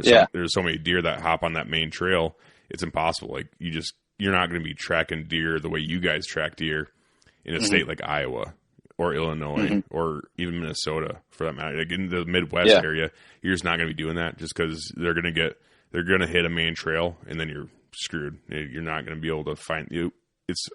It's borderline impossible to really sift through there. And if you're doing that and taking that much care into sifting through the main trails to stay on this one track, then you're going to be taking way too long. I just don't think you're going to be able to get on them or run out of land. Is the biggest problem, honestly, with that. Yeah, it's the complete opposite up here. You get on that one buck, and most of the time you can stay on him. Every once in a while, you know, that buck, you'll be following him and he'll get into a doe group or something and see where he ran him around in circles and circles. And, you know, that's the hardest part, to decipher where he went out of there. They call those, you know, the barnyard up here. If you hit a scenario like that, it just looks like a barnyard of tracks. And just deciphering where he went out of that is usually the hardest part, or where most people, you know, might lose a track. There's like multiple bucks in there, you know, a whole bunch of does, and it's all tore up. But that's the only kind of place comparable to, you know, those main trails that you have where you would lose a deer like that. But yeah, you can usually stay on one for the most part. Yeah, and it was wild for me to really wrap my head around it when I was watching some of those videos and like, yep, this is him, this is the buck, and here we go, you know, kind of thing. I'm like, dude, I can't even go out to the woods and really recreate that scenario here, because it's just finding so many more deer. Yeah, there's just a lot more. And, you know, that's what's so cool about being out there. Like, being out there, though, is that, yeah, the deer density is a lot lower, which, you know, kind of sucks, but it does play into the buck tracking hand way better, honestly, right? I mean, oh, absolutely. Yeah, you're not going to lose that deer. You're going to be able to stay on him, and that's why it's so good, because, you know, these deer, these big bucks up here in the mountains and in the big woods, they might just, you know, they don't use trails as much as, you know, Midwest deer I'm guessing. They just kind of meander through the woods, and, you know, they have, a lot of times these big bucks will have a loop, and that loop might be 15, 20 miles that spans over 4 days. So if you're sitting there in one spot hoping to catch this buck, it's pretty rare. But it can happen if you're a big wood sitter and you get them dialed in. It definitely can work. But most of these times, these deer, especially during the rut, they're just zombie walking around, cruising all over the place. You know, a deer might get killed 15 miles from where you had a picture of it, you know. So there's just a lot of unknown, a lot of variables up here with the deer. And that's why tracking is the way to do it if you're willing to do it and put the miles in. You know, you can get out there, find that track, and hunt that one specific deer. And kind of, if I'm going into an area where I know there's a lot of deer, and if I get a buck track that I really like, what I'll do is I'll take a little stick, like a little twig off like a fir tree or something, and I'll size it to the width of his track, and I'll put that stick in my pocket. I learned that from somebody. I can't remember where that came from. So you can kind of maintain, if you get into like an area where there's a lot of deer or like crisscross and stuff, you pop that stick down, and, oh, okay, this is the same width as that one right there that I was on. This must be him. So you kind of keep rolling with it. Oh, that's a lot of people do that with like a rifle shell too, and stuff like that. Whatever way, keep tracking and keep inventory on them. Yeah, that's super smart. That's some fucking really good knowledge there. But man, I don't know. Fucking going out there is just kind of it definitely seems wild, but that's what's so intriguing about it. And they're mountain bucks, like you said, you know. So mountain bucks do behave way differently than, you know, Midwest bucks, where they have their core. Here in my area, each deer, they kind of have their core area, and that core area could be, you know, if it's an older buck, generally as they get older, their core area shrinks like significantly. Yeah. But it also kind of depends on the personality of that deer too. But, you know, that core area could be, you know, 10, 15 acres, or it could be, you know, 100 acres or 200 acres or a couple miles. You know, it all depends on that buck and how he's figured out how to survive in that area, you know? So, but it's just, it seems like the mountain bucks just behave way differently. Because I've heard of guys that hunt whitetails in like Idaho and stuff. And they're like, yeah, they're mountain bucks. They do their thing. They run these they run these mountains and they have a huge range. They're almost like, they're almost like mild mule deer or something like that. Their range is so big. They don't migrate, I don't think, as much like that, but they shift a lot more. And I almost feel like that has to do something with the food, right? Yeah, especially, I mean, out there with they get way more snow during the winter and stuff out there. So there's more migration going on out there, which I think affects it. Just in recent years, I've been looking more into that, like Western whitetail tracking, because there's opportunities out there and there's guys that are going to Montana and Idaho tracking and stuff just because it's big woods and there's some big bucks out there. But out there, I think there's more to do with migration and following the feed and stuff like that and dealing with snow. Versus up here, there's still migration up here. There's deer yards and stuff in Maine where you can go in the winter and feed them if you want to and see them. Vermont, not as much. Our deer yards in Vermont are kind of wiped out. They kind of just live out there. It's just the way it is and then, there's more migration in New Hampshire and stuff, but not quite what it is in Maine, but it's just different. It's just a lot of variables up here, and every state's so different, even though you're only separated by, an hour from each state line to line. It's weird how it all sets up. Yeah. What are they eating mostly when they're out there, like out in your area? Like, what are they eating on? Is it predominantly like 90+% browse? Like, there's no fields and shit up in the mountains. I mean, yeah. So Vermont itself, so up where I am in Vermont, I'm kind of like north central Vermont. There's like no oak trees. There's no acorns, which is big, if you get more southern and New Hampshire has more oaks than us, and southern Maine has more oaks than us. But Vermont, where I run, if it's a good beech nut year, so beech trees, everything kind of dictated around that. But there's not much for beech nuts and stuff. It's browse, it's buds, it's mushrooms, ferns. And it's kind of a rugged style of life that they're living for food. There's not a lot of agriculture or cuts in the Vermont state forests versus in Maine. Those deer get so big up there because they're just feeding on all that, regen growth that's coming out of the cuts in Maine, which is good for food because they get all like the raspberry bushes, all the leafy greens and all the buds kicking up, which is good. There's more cutting in New Hampshire than there is Vermont as well. But for Vermont mountain deer, it's, very dictated by beech nut and, mass crops with that. Like I said, ferns, mushrooms, all that, so on. But in New Hampshire, there's a lot more oak trees, and those deer are more dependent on a mix of, beech and oak. So there's more diversity of the food source there. And if you get a heavy acorn year like it was 2 years ago in New Hampshire, they were killing some hammer bucks down there.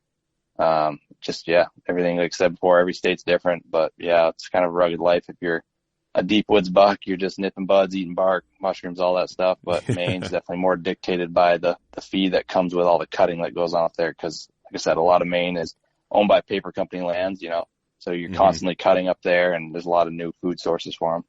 No, that makes a lot of sense. Yeah. Because I always kind of wondered, like, what you guys were targeting for food sources. Because whitetails are, whether they're, in Iowa, Idaho, or, Vermont, you still target food sources. You just got to find what they're eating a lot more. Like in Iowa, in the Midwest, you can kind of tell, like, yeah, they're going to be out in this wood lot, and they're going to come out into the field and eat, beans or corn or whatever you have planted in your food plots, if you do food plots and stuff. But it still is very, if you have a lot of oak trees even in the Midwest, like, there'll be times where, especially if it's a really good white oak year, they'll be hammering those white oaks and they won't even make it to the food plots or the fields until past dark, because they're content being in the woods and they have their cover and their food and everything's right there, right close. But there's also a lot more deer, so that all the acorns get eaten up a lot quicker. So then they go back out in the fields and stuff. But yeah. I mean, apple's a big food source up here too, for like more of the lowland deer and stuff that are hanging on private. Apple's a big food source, and that'll honestly sometimes draw some deer out of the mountains and stuff down if there's not a lot of mass crop going on up in the woods. But yeah, apples are a big thing. Do you guys have much for apple trees out there and stuff, or is that not even really a factor out there?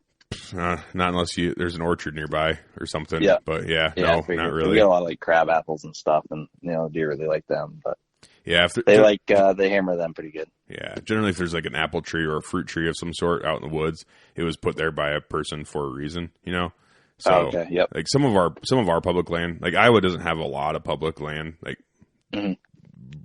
really not much at all. And that's another reason why we're a draw state, because the public land is so sparse. I think like something like 90-something% of Iowa is private land. So it's pretty private here.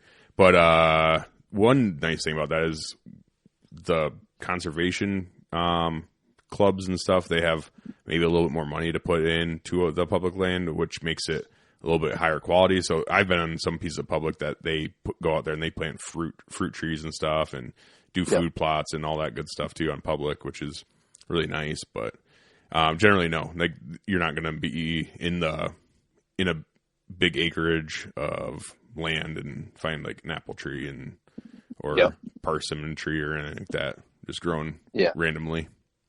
I like when I'm watching like Midwest videos. For me personally, I like watching the like Midwest deer drive videos when you get this group of people that goes into this tiny piece of public land, all like the Orange Army, freaking whistles going off, guns going off everywhere. That's like an adventure in and of itself versus, sitting in the stand or whatever. I just like watching those videos. It's pretty crazy. All the deer, there's like 30, 40 deer kicking out of this, 15-acre piece of property, which is just like unheard of up here. Just cool to watch that stuff. Yeah, it's fucking wild, honestly. I I grew up doing that shit. And, I don't know. I have mixed feelings on deer drives personally, but I do still do them from time to time, but I don't.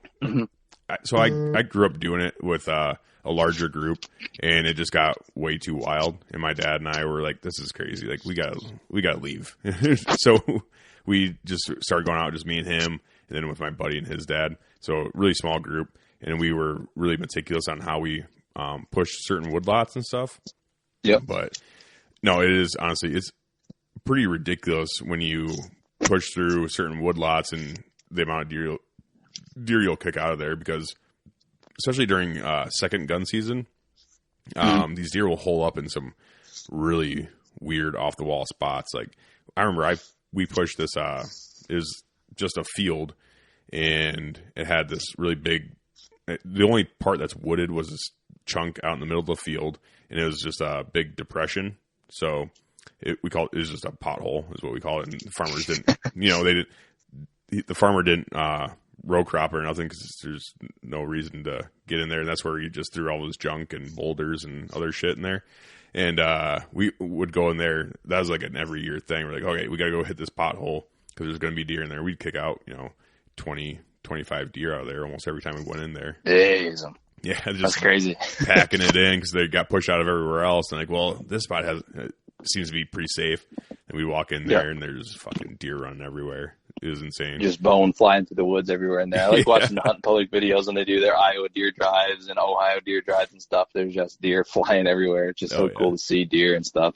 Because like up here, like our buck to doe ratio is so much lower than, yours is out there too. So, you see some bone out here in the woods, you're talking about it for a couple of days, you don't see a lot of bucks out here. We try to pass up, typically a lot of bigger woods hunters will pass up some of those, smaller bucks to get a chance to, grow bigger and stuff like that. But yeah, we don't have the bucks that you guys do. That's for sure. Yeah, for sure. It's such a different style of hunting. And I know a lot of guys like to poo poo on it because it's like, oh, that's not hunting. That's just, there's no skill involved into it. And it's like, I can definitely see that. And I do agree to a certain extent, but it's such a tradition up here for people to do deer drives. You get out with your buddies, and it's a lot of fun in its own way, for sure. Yeah. So I mean, it is. It's a blast. It's a really good camaraderie and, like teamwork. And like, if one person shoots a buck, it's like everybody had a part in that. And it's like a celebration in itself. Like we do deer drives in Vermont. I killed my first deer I ever killed in Vermont was off a deer drive. It happens up here too. And like you said, people can be like, oh, it doesn't take much skill, but it all comes down to what you want to get out of it and what you're willing to do. But yeah, it's part of it. It's definitely a lot of camaraderie. Yeah, for sure. And generally how we talked about, like when we were talking bow hunting and stuff, it's like, yeah, I killed this deer. It's like, nice. Yeah. Then you talk to some gun hunters that go at the party. It's like, how'd you guys do this weekend? It's after opening weekend. Like, how'd you guys do? And like, oh yeah, we killed, 12 deer. We killed, six bucks and freaking 6 does. It's like, oh, sweet. Yeah. It was a good weekend then, But it's never, it's really rarely ever like, well, I killed this one deer. It's like, well, we all killed like 15 deer, so it was sweet. That's badass. Yeah, memories you won't forget right there. Yeah, it's just so cool. It's just so different, and like I said, I don't know if Iowa outlawed deer drives tomorrow, I wouldn't cry about it, but at the same time, like it would be.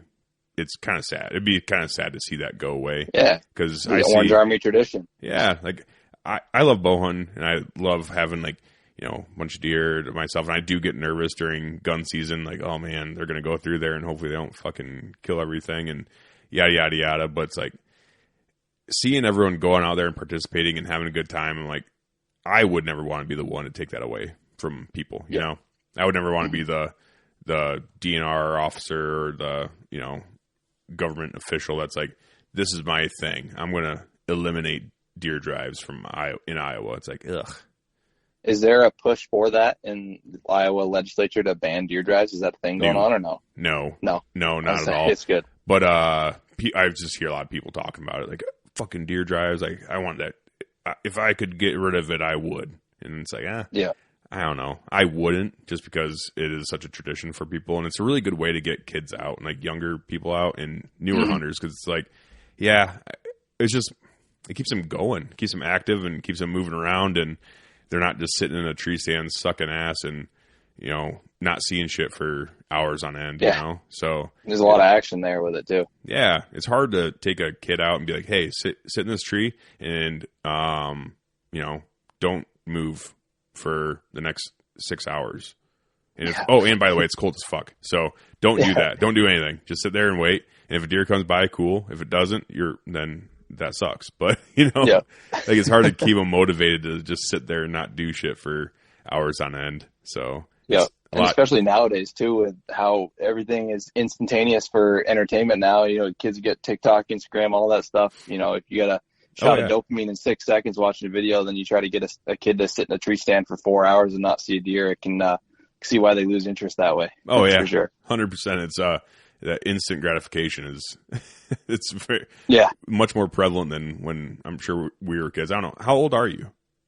I'm 26. Don't mind me asking. Okay, 26. So, I mean, when you were a kid, it wasn't near as prevalent as it is now. Shit, we were out in the woods all day during the summer just making forts and stuff. We didn't have any. I didn't have a phone until I was probably 13, I think. Yep. Yeah. But nowadays, every kid's got a phone. But yeah, that's about the same age I got mine. But it still didn't have it wasn't a smartphone. It wasn't an iPhone. No. 13. It was a fucking little flipper. Yeah, you're right. I had a Nokia brick for a while. I could play Snake. Oh, yeah. That was pretty sick. But oh yeah, yeah. You weren't sitting on your phone in your tree stand either, just waiting the day away when you had a phone back then. Right. Yeah. Yeah. Oh man. But, no, crazy. It's all good. Like, honestly, I don't like poo-pooing on anyone for any way they like to hunt, because if that's the way they like to do it and it's legal, then I'm not gonna sit there and be like, that sucks and you suck for liking it. The only thing I lied. The only way I'd say that is if you're advocating for like air bows during archery season. Yeah, that's a whole different. You're barking up a whole different tree there. That's I'll poo-poo on you for that. Yeah. Stuff like that. Is that a thing out there? No. Air bows? No, I was saying that's good, because that's just, you might as well just give them a gun at that rate. That's what it is. It is. It's all it gun, is. Yeah, it is. Yeah. Yeah, I don't know. It's Iowa. I think Iowa laws are pretty decent. Where if you want a crossbow hunt, you have to be disabled. If you want, otherwise during archery season, it's vertical bows or nothing. Yeah. So that's a recent change they did in Vermont too, because up until I think it was about 3-4 years ago, it was the same way. You couldn't get a crossbow unless you were disabled or over 60 or 55 or 60, somewhere in there. And just 3 years ago, they opened it up to anybody can use a crossbow now.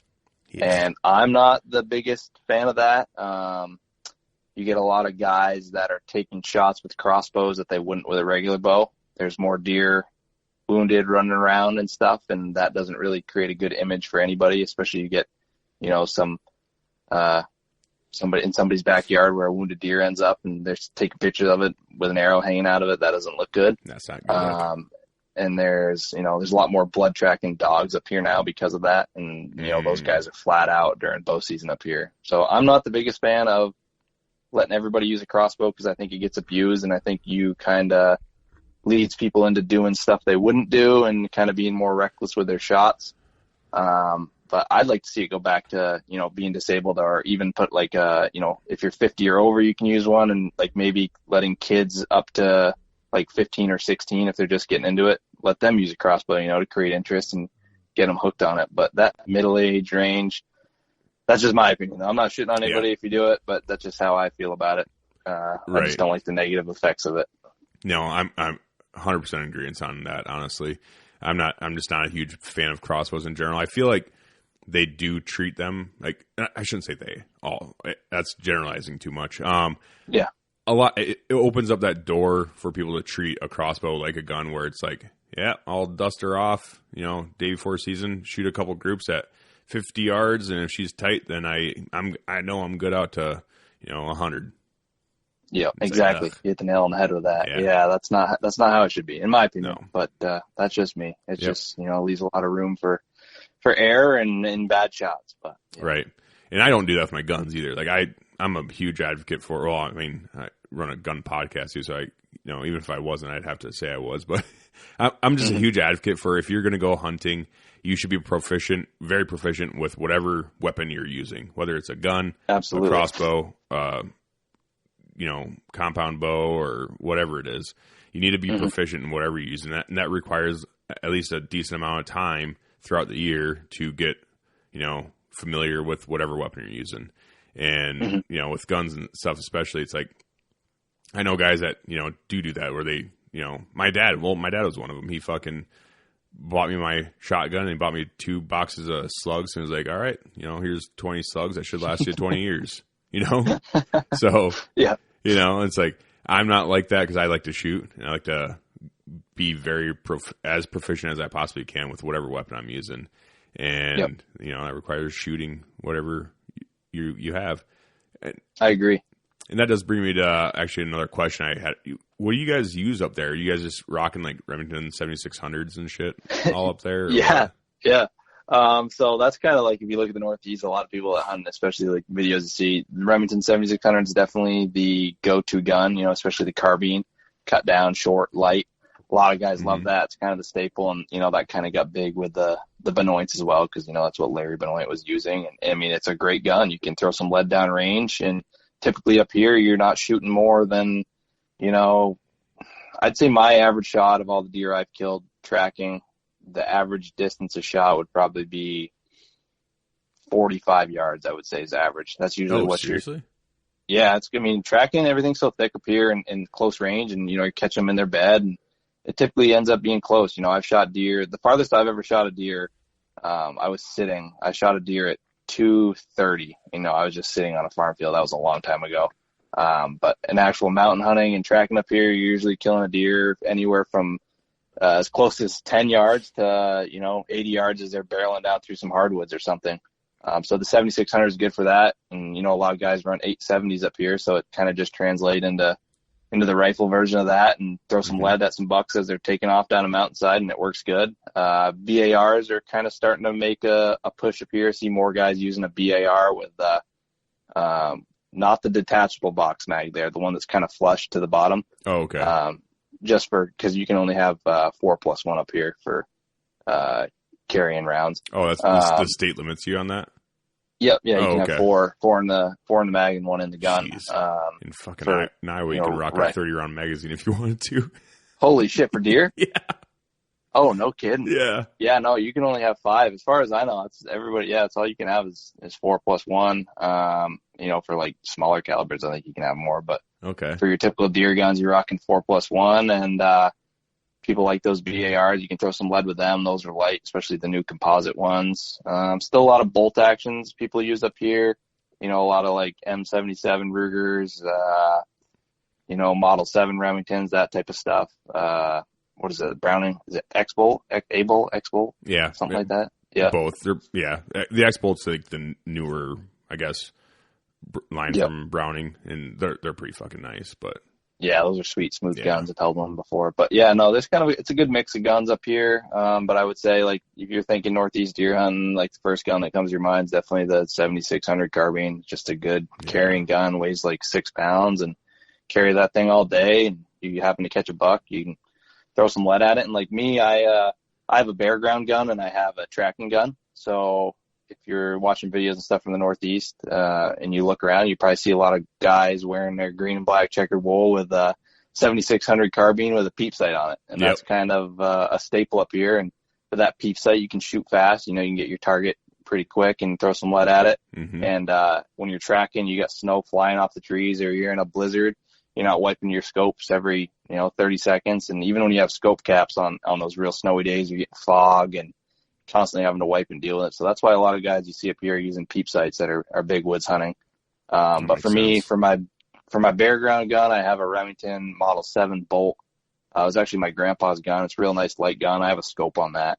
And if it's bare ground, there's not rain or anything, I like to have that scope instead of carrying binos. It just makes everything smoother, pop up. And typically when you see a deer up here, you got about a 6-second window, I would say, at best, to get a shot at it, even if it's at distance. They're tuned in up here. They hear you coming, they smell you.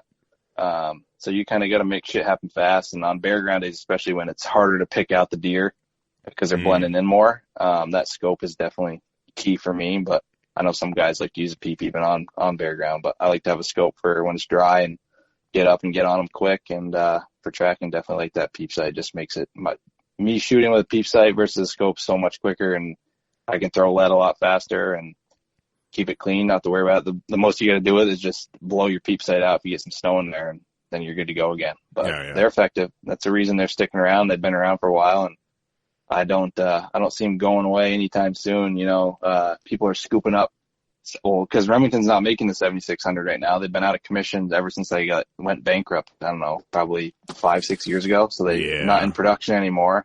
So 7600s nowadays are going for upwards of $1,500 to $1,800, and even up into $2,000 now. Just for, oh God, it's crazy up here. Like if you get on Facebook groups up here and someone says, "Oh, I saw a 7600 at so-and-so gun shop," that thing's gone in a day, and they paid $1,600 for it. No for shit. 1980s 7600. It's just, all the demand for them is crazy. Okay. Well, now I got to go to my gun shop, because I was at my local gun shop not too long ago, and there's a Remington 7600 there that he was selling is an older gun. It's a 30-06, and I think he was selling it for like $800. Oh, shit, dude, go scoop that thing up and and I'll fucking mail it to your film. Like, hey man, you want to buy this for I'll give you a good deal. I'll sell it to you for like fucking $1,000. You can sell it up there for $1,800. Oh yeah, it's crazy, and not going away anytime soon. I mean, people are paying outrageous money for them, but it's just a staple up here. Everybody likes them. It's a good gun, so you can't blame them, I guess. I mean, if every once in a while you'll find a deal on one, or like what I heard, I don't know if this is true or not. Like a lot of these gun shops, because a lot of those western states and midwestern states are going to like a straight wall cartridge. Yep. So people are unloading. Iowa's one of them. Yep, Iowa's one of them. Yep. Gotcha. Yeah, so I guess people are like unloading.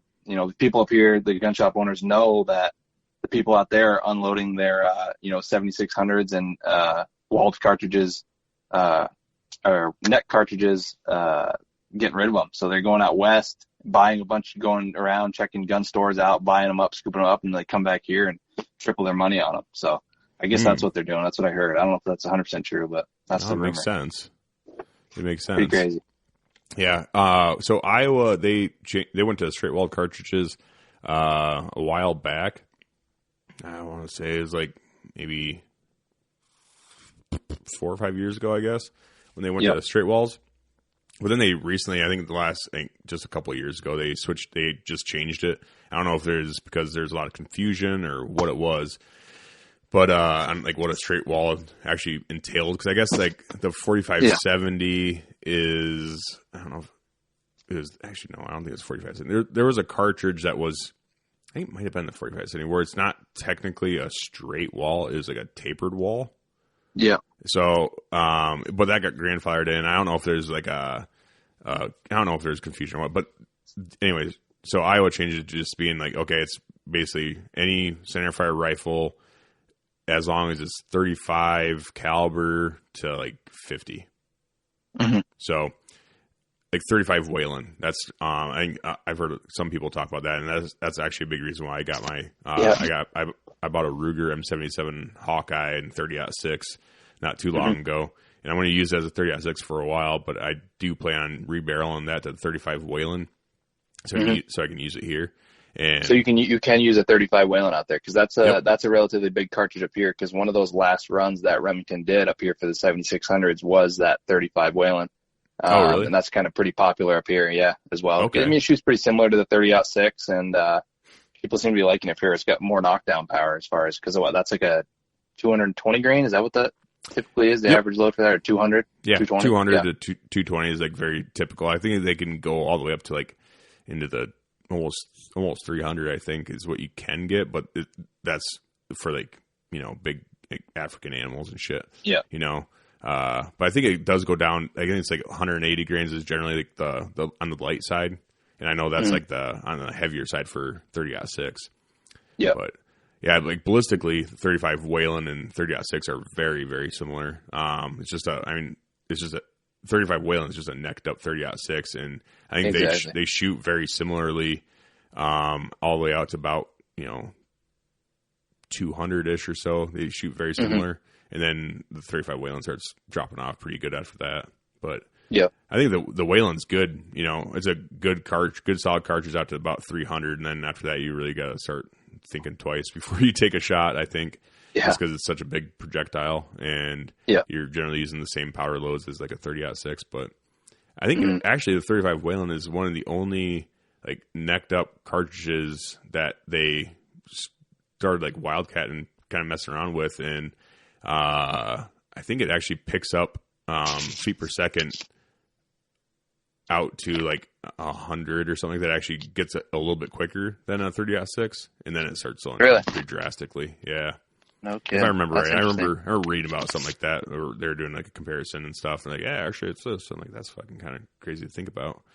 Yeah, but that's funny, because like out there you shoot more for distance and stuff, but here you're just looking for a round that can pop through brush better, essentially. So not many people are using a 6.5 Creedmoor up here, because like people are shooting 30-06s because it can blow through a 1-inch sapling and hit the deer on the other side of it. It comes to like the 35 Whalen, and some of those no neck cartridges there, like 450 Bushmaster and stuff, those will plow right through some brush. So there's some guys up here starting to use those was it 350 Legend? Yep. Is that one? Yep. So there's some more guys starting to use those up here, but yeah, a lot of stuff up here just for brush, because it's fir trees, it's spruce trees and stuff, versus out there, I guess you are shooting more distances. But I got a question for you, actually. Being you're in Iowa and you see all the straight wall cartridges and stuff. With the ballistics being so good on those straight walls now, is there really any difference as far as like safety wise that you guys are doing the straight walls versus the neck cartridges? Because everything seems to be shooting so flat and so good now. The ballistics are so good. Do you think it really does that much? No, I don't think so. I think generally when you're talking straight walls, you're getting a lot more accuracy. Like when you're comparing like a 450 Bushmaster or a 350 Legend, when you're comparing that to the a Mossberg 500 slug gun, you're talking way tighter groups. You can shoot. I have a Ruger American kind of ranch. I don't know. I can't remember exactly what it's called, but it's a Ruger American, and it's a shorter barrel length and stuff. Goddamn fucking fly. Sorry.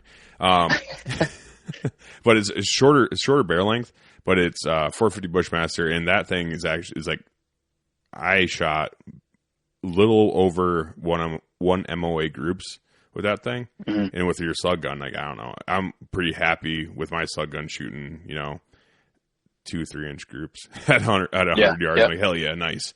But that's gonna work. The straight wall cartridges, your accuracy is the big benefit of switching to a straight walled is the accuracy. And yes, you can push like a 350 Legend out there a little ways. You can stretch a 450 out there a decent ways, but you're still talking 250, maybe 300 yards with those guns, like effectively. So they're really not. You're not adding a whole hell of a lot of range. is just Yeah. shrinking your groups up a lot more, so you're way more accurate. So I think that's better for everyone. It's better for the deer. It's better for, us as hunters. So I would love to see Iowa just go to just being like center fires are legal. Like, I would love to see that personally, because that's what they do, and they do that in Wisconsin and stuff, and out where you're at and whatnot, and they're fine. Granted, I get like out where you're at, mountains and huge vast lands, and it's not, you're not hunting on top of each other as much as we are here. But Wisconsin, their hunting is very similar to Iowa, and they're able to use whatever the fuck they want. So yeah, I those Wisconsin deer hunt videos crack me up. Wisconsin and the Upper Peninsula of Michigan and shit. Just the culture out there and how people do it. And like you said, you get the rifle and deer camp and all that stuff still alive up there, which is kind of similar to what it is over here. But you get the deer and the similar type of landscapes that it is Midwest. It's just cool. It's unique up there. I like watching those videos. Yeah, it's cool. It's just a totally different, culture. Like Wisconsin, the hunting. That's a nice way of saying it. Like, the hunting culture is very strong there. And it's the same with Michigan and stuff. Like, the hunting culture is so strong in that area. And it is cool to see, but that's a nice way of saying, like, the deer quality comes second, and like going out with your boys and having a good time is number one priority. And I don't that's think a good way to look at it. Yeah, I don't think there's anything wrong with that. No, and they still shoot some crankers up there too. Shit, oh, yeah. Doesn't Wisconsin have the most booners out of any state? Yeah, something like that. I don't know how those deer survived that first weekend up there. You watch videos and it's like fucking gunshots going off in every direction, and there's still deer running around everywhere. It's crazy. Oh yeah, I think it's just because there's just so many of them. They have a really large deer population, and it's over the counter for non-residents out there. And I think if you go hunt Wisconsin, your first year's license is basically resident cost. So that's kind of cool too. But that is cool. They have a shit ton of deer in Wisconsin, and they're very liberal with their tags, and people just love to shoot shit over there. Oh yeah, there's no discrimination on rack over there. It doesn't look like. No. But hey, yeah, you'll see somebody shoot a spike horn, and then the same 2 minutes later, you'll see a 150-inch rack buck running across a swale bog, and they're dusting that just as quick as they're dusting the spike horn off. So it's pretty funny. Yeah, it is. It's pretty crazy. Wild out there, honestly. It's cool though. I get it. It's so cool how like the different cultures of deer hunting in the U.S. just by not that much landmass, how it's different, but everybody comes back to love of the hunt and stuff. It's just cool to see how everybody's so different. It really is. And that's one thing that made me really excited about having you on and stuff. It's because I've never. I think you're the first person from the Northeast, like hunting wise, I've actually had a conversation with. And it's really cool to hear like how it is up there and what it's like and all that stuff, because it is, like you said, so much different state to state, even from like how you hunt in Iowa to how you hunt in Kansas. Like Kansas ain't that far away, but the hunting styles and stuff are so much different. Yeah. So it's cool. Yeah. Yeah. Honestly, like listening to your guys' podcast and stuff is like, I've been listening for a little while now. Ever since, it got recommended to me. I was like, damn, this is pretty cool. I don't know if are there any other podcasts from the Northeast area that you know of? Yeah, so there's a few, and there's more popping up. So there's us, Big Woods Bucks, so like Halblood and them, they have a podcast. They do. Group is, Yep, they have a podcast, very popular one up here. Northwoods Whitetails is a new one up here. They kind of do similar stuff to us and Big Woods Bucks as far as tracking and having guests on and stuff. Very cool. There's a couple other smaller ones. But yeah, I'd say it's starting to pop up, and there's more and more interest in Northeast hunting. So there's more podcasts popping up, but not to the extent and numbers of, Midwest hunting podcasts like you guys have out there, I'd say. But we just have a smaller community, it's just a smaller hunting community up here. And a lot of the dudes that are putting their wool on and going and chasing bucks are, 50, 60 years old, and they don't have any interest in starting a podcast. So if I don't even know what the fuck that is. Yeah, exactly. A what? Yeah. Definitely. Internet radio? What? That Greg, doesn't make any sense. Exactly. Yeah, Greg, my co-host there on the podcast, he went and took his main guide course this weekend. You have to take a course, become a registered main guide and stuff.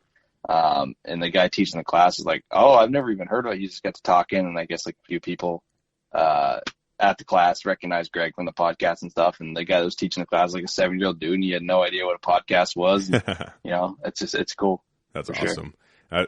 I like talking to Kurt about that too, because Kurt and Eric, they started Working Class Bow Hunter all the way back in like 2015. And I don't know if there was any hunting podcasts then. And he was talking about going out to like trade shows and shit and setting up a booth, and people are like, Working Class Bow Hunter, what? What is this? Like, what are you guys trying to sell? What the hell's a podcast? Yeah, like, what are you guys trying to sell? Like, we're not selling anything. Actually, we're just here to talk to people. Like, what? You just talk. You just talking to. This is what. This doesn't make any sense. You know, they spent more time just explaining what a podcast is rather than like talking hunting. yeah, I've had that feel. I've talked to older guys. I'm like, what the hell is a podcast? I'm like, well, think about it. It's like radio, but it's on demand. You go on your phone and it's there for you. That's the best way I can explain it. But it's crazy how much podcasts have boomed in the last 5 years. I mean, I'm part of that boom of getting into it and wanting to start something. But yeah, there's a podcast for everything, and there's the amount of information that gets. That's what I tell people that want to learn tracking stuff. The amount of information that's being put out there right now on podcasts is the absolute best way to do it and learn it, I would say. Obviously, outside of just going out there and doing it yourself. But if you want to, make the learning curve a little faster, definitely listen to some podcasts about tracking deer, and that's the best way to do it, I think. Oh, for sure. I think it's especially like long form conversations like what we're doing and stuff. I think that's where you really get into the meat and potatoes of things. Like I listen to quite a few podcasts that are, they're your typical like 20, 30 minutes long and stuff. And that's good. Yep. Like, don't get me wrong. That's great. And especially on the gun side, like there's a lot of gun podcasts that they sit down. They're like, all right. And I might start doing this a little bit on the side too, just for fun, but I'm more to come on that later, I guess. But just like sitting down and talking like the 30-06. It's, blah, blah, blah ballistics, and it can shoot, 2600 with a 180 grain Swift A-frame. It's rocking about 2,800 feet per second on the muzzle, and it's like it's giving you all these stats on all these bullets and cartridges and stuff. And like, if you want to load it with this, then you do that, and here's the load data for this and that. And like, that's great to listen to when I'm in the mood to get lectured. But like in the gun world, especially like the gun hunting type of world, it doesn't seem like there's a whole lot of people doing like what we're doing right now. So you find your little niche and stuff, and you kind of stick to it and see what happens, kind of deal. But it is fun. Like I love talking to new people and having new people on and getting to know them and figuring, like, kind of picking their brain on how they like to do things and stuff. I think there's a lot of benefit to that. Yeah, hearing the real world experiences is definitely how you apply it to everyday people. I would agree with you on that for sure, and that's how like hunting shows were kind of supposed to be, and it just kind of got a lot of hunting shows have gotten to the point where it's like, wow, I don't know, when you have commercial breaks on the outdoor channel for the channel itself, you have all these commercial breaks, and then in between commercial breaks, about a quarter of the episode's eaten up by show sponsors, and then it's like now we got to get like 2 or 3 deer dying on camera, and it's like that's about it. Yeah. It's like, I got in this tree, shot a 180. Real nice. Yep. Stay tuned for next week. We'll do the same thing. Yeah, you don't get that with hunting shows up here. I mean, like the Benoit videos were they're still kind of like the gold standard of, hunting videos up here. With YouTube, there's more and more people getting into it. But, I mean, a lot of content you see up here is just people going out in the woods, and if you see a deer on camera, that's cool. And if you get a buck on camera, like if you get 1 buck a year up here and you get it on film, and you're really doing something as far as that goes. Yeah. It's cool. But, yeah. Because the Benoits, when they put out their videos, it was like multiple DVD format, wasn't it? Correct, yeah. So they ended up doing, it was 5 DVDs they did in total. And yeah, DVD form and all the way through. And I think they usually kill, I don't know, $3-4 per DVD. And, it was like his father and 3 sons. And then they have some like friends and stuff with them. But I'd say there's about average like $3, $4, $5 killed per DVD, which is awesome. Yeah, and nobody's really done that. With a cameraman since then, as far as Northeast hunting goes. There's more and more self-film stuff now. Like we did over the shoulder filming this year, and Jeff Doyle, I don't know if you ever watched any of his videos on YouTube. He's a Northeast buck tracker. He kind of put self-filming on the map as far as that over the shoulder view goes up here. But there's more and more content groups kicking up that are doing the over shoulder and doing some cameraman work, and it's there's definitely a lot more demand for Northeast content right now. It's crazy, like we can't make enough content right now. Honestly, that makes a lot of sense because it's super entertaining. Like, it's super interesting the way you do it there. It's such a small, like, niche area. And, yeah, there's a lot of hunters and stuff, but there's just not a lot of content coming from that area. Exactly. So it's really cool to see all that stuff, whether it's on YouTube or whatever, you know. But there's so much content coming from fucking Iowa and Illinois and all that stuff. Yeah, there's no shortage of that. No, there's plenty of that shit. There's plenty of sitting over a food plot and shooting a deer. And don't get me wrong, that's cool. I love that. But there's a lot of that stuff out there. So the Northeast buck tracking type stuff is it's interesting because there's just not a lot on it besides the Benoits and Hal Blood and you said Jeff Doyle. Yeah, Jeff Doyle. He's has a YouTube channel. I think he's got 15, 20,000 subscribers, but he's got some great videos. Yeah. And we just did our videos this year, and there's more and more popping up and more demand for it. I think like most of the viewers and stuff we have on our videos and subscribers are stuff people from out of state that are seeing this and like, holy shit, this is cool. This is so different. You know, it's unique and different from that, Western hunting, like what you're doing, or like Midwest hunting. Just something fresh. It's a fresh look that it's just starting to emerge as far as like everyday consumable content goes with podcasts and videos and stuff. And I foresee it growing like crazy even more. I mean, just the amount of more young people getting into it ever since this content push and all these groups started popping up. It's huge, which is good for, it's good for the culture up here. It's good for the states as far as revenue and stuff goes. And hopefully, I mean, it's good for the gear business too. Yeah, that's kind of why we started it with the growing demand and just wanted to be that company, Yeah, you're in a good position right now, which is great. And I could see all that stuff, not just staying Northeast, There's a pretty high demand for high quality gear, and there's a lot of people kind of, I shouldn't say getting sick of like Sitka and stuff, but at the same time, like just having that old school, like traditional look, I guess, is pretty neat, especially when you're hunting with guns and stuff. I still hunt with a flannel when I have a gun in my hand just because I'm like, that's just the fucking way to do it.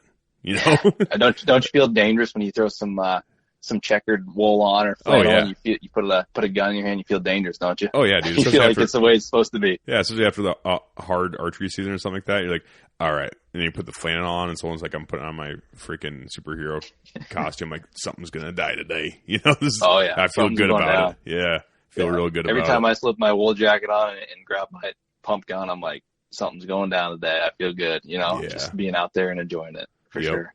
No, it's awesome.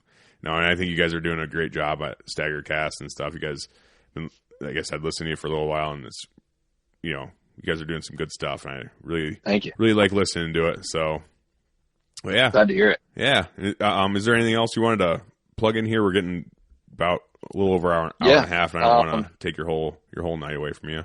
Yeah, if you want to check out our podcast as well, just StagrCast. You can get on, Apple Podcasts, Spotify, everywhere else you listen to podcasts. If you want to check out our YouTube video, we got some really good content on there. Like you said, we got Greg's buck on there, whole video to see all that kill on camera, everything. That was the biggest typical kill in New Hampshire last year. My video last year, tracking for big old Vermont buck. Tracked him I didn't track him for 17 miles, but 17 miles on the day that day. So if you want to see some true big woods hunting, check us out, check out some other Northeast based channels. If you want to shop some traditional, wool gear that's built right and affordable, check us out, StagrGear.com. That's STAGR gear.com, and pick out some wool, even if you're out Midwest, do it up. Hell yeah. Actually, one more quick question if you got time. Yeah. Where did Stagger come from? So the name Stagger comes from when you're tracking a big buck. So the big bucks up here, they have a wide chest on them. And the space between the tracks, left or right, typically dictates like, hey, I'm on a big buck here. If he's wide, the track's wide and he's dragging his feet, you have the stagger between the tracks. So that's kind of like the staple. You see a buck with a stagger in his track, that's the one you want to follow. So that's kind of what we attach the name to. And, it kind of embodies everything we're about up here. So that's where it comes from. That's awesome. Okay. So second question to that. Why STAGR rather than STAGGER?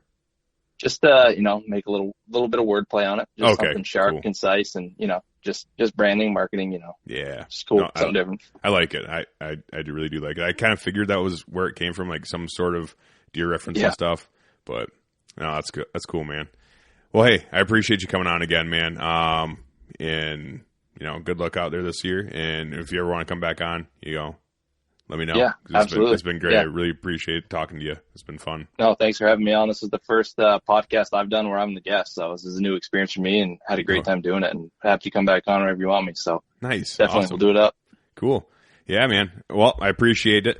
All right, everyone, go ahead and check out Stagger, where it sounds like they're pretty much everywhere. So just check them out. And hope you guys enjoyed it. All right. See ya. Thank you.